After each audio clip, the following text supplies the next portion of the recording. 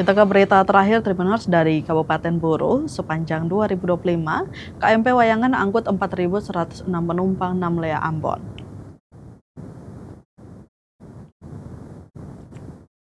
Kapal motor penumpang atau KMP Wayangan mencatat produksi penumpang dan kendaraan yang cukup tinggi sepanjang tahun 2025 pada rute Namlea Ambon. Data produksi tersebut dihimpun sejak Januari hingga Desember 2025 dan menunjukkan peran vital KMP Wayangan sebagai sarana transportasi laut utama bagi masyarakat.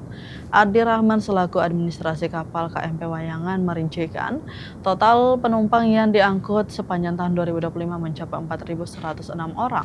Penumpang dewasa didominasi oleh kelas ekonomi dengan jumlah 2.751 orang, disusul kelas bisnis 1 sebanyak 1.354 orang, serta eksekutif sebanyak 1 orang. Selain penumpang, produksi kendaraan juga tercatat signifikan. Untuk kendaraan roda 2 tercatat 2.029 unit yang terdiri dari golongan 1 sebanyak 1 unit dan golongan 2 sebanyak 2.028 unit. Sementara itu, kendaraan roda 4 dan sejenisnya mencapai total 1.802 unit. Berikut rinciannya.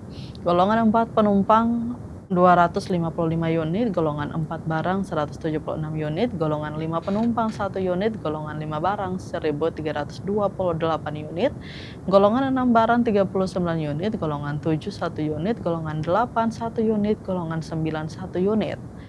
Menurut Adi Rahman, tingginya angka produksi di tahun 2025 dipengaruhi oleh keterbatasan armada kapal feri atau di lintasan tersebut. Ia menambahkan KMP Wayangan menjadi pilihan utama masyarakat karena minimnya kapal lain yang melayani rute serupa.